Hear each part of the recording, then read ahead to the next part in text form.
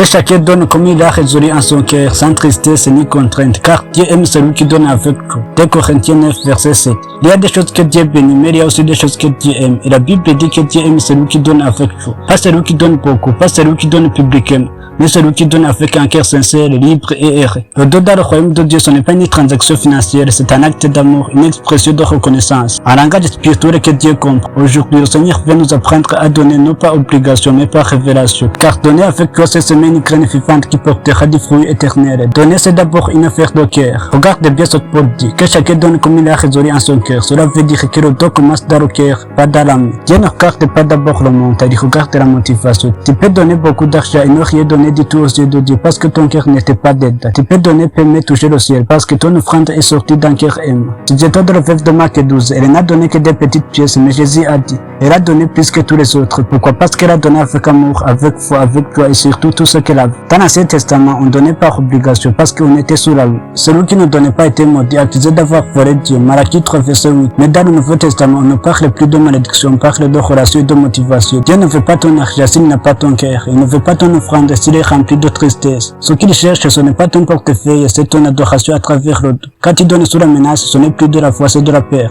Quand tu donnes avec amertume, ce n'est plus de l'amour, c'est du devoir. Mais quand tu donnes avec toi, ton offrande devient une parfum agréable devant Dieu. Paul dit des choses ici, sans tristesse ni contrainte. Sans tristesse, cela veut dire, ne donne pas en soupirant, ne dis pas, oh Seigneur, je n'ai pas le choix. Si ton cœur saigne quand tu donnes, c'est que tu n'as pas compris la grâce. Sans contrainte, cela veut dire, ne donne pas sous la pression, ni sous la perte du regard des autres, ni par manipulation. Un vrai don, c'est d'un cœur libre. Quand tu donnes avec contrainte, tu donnes aux hommes. Mais quand tu donnes avec liberté, tu donnes à Dieu. Le vrai don, c'est celui que tu fais dans le secret avec une sourire intérieure, disant simplement, Seigneur, c'est un honneur pour moi de te donner ce que tu m'as donné. Dieu aime beaucoup de choses, mais ici la Bible souligne quelque chose de spécial. Dieu aime le donateur joyeux. Pourquoi? Parce que son cœur rassemble aussi. Dieu est le plus grand donateur de tous les temps. Car Dieu a aimé le monde qu'il a donné son Fils unique. Jean 3, verset 18. Dieu a donné par amour, pas par contrainte. Jésus a donné sa vie volontairement, pas sous pression. Et quand toi aussi tu donnes avec amour, tu entres dans la nature même de Dieu. Donner avec toi, c'est devenir semblable à ton Père Céleste. C'est dire, Seigneur, je ne donne pas pour recevoir, je donne parce que je t'aime. Donner, ce n'est pas perdre, c'est planter. Chaque don sincère devient une semence d'argent spirituel. Paul dit dans 2 Corinthiens 9, verset 16. Celui qui sème paix moissonnera paix. Celui qui sème abondamment moissonnera abondamment. Quand tu donnes avec toi, tu actives la loi divine, la loi de la moisson. Tu ne récolteras pas selon ce que tu as donné, mais selon l'esprit dans lequel tu as donné. Dieu ne se moque pas de toi, il voit ta générosité dans le secret.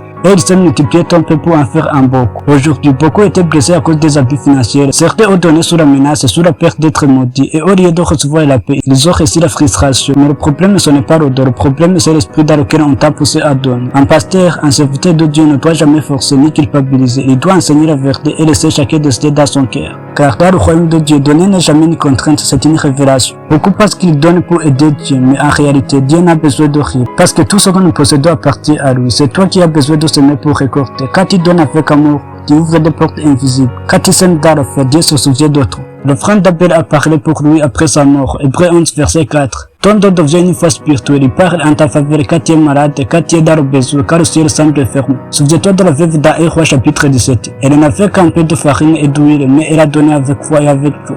Et la Bible dit, le pot de farine ne s'épuisa plus, et la cruche d'huile ne se vida plus. 1 Roi chapitre 17, verset 16. Pourquoi? Parce que Dieu multiplie ce qui est donné avec confiance. Tu peux être pauvre aujourd'hui, mais si tu apprends à donner avec un cœur joyeux, tu ne manqueras jamais. Ce n'est pas la quantité qui attire la bénédiction, c'est l'attitude du cœur. Frère, sœur, aujourd'hui Dieu te parle. Il ne te demande pas combien tu donnes, il te demande comment tu donnes. Ne donne plus par peur, ne donne plus pour impression. Donne parce que tu aimes Dieu, parce que tu veux l'honorer avec ce qu'il t'a confié. Et si tu n'as rien à donner aujourd'hui, donne-lui ton temps, ton cœur et ton adoration. C'est le plus beau don, souviens-toi. Dieu aime celui qui donne avec toi. Alors, décide aujourd'hui de donner le premier.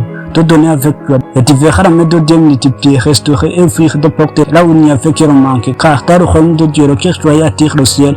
Et chaque fois que tu donnes avec amour, le Père te regarde et dit, celui-là je l'aime car il donne comme moi. Mais avant de partir, abonne-toi sur cette chaîne si ce n'est pas encore fait. Like la vidéo et surtout laisse ton avis en commentaire. Que Dieu te bénisse abondamment. On se retrouve à très bientôt pour un nouveau message. Et comme toujours, c'est un appel du ciel. Suivez la volonté de Dieu et reconnais le chemin.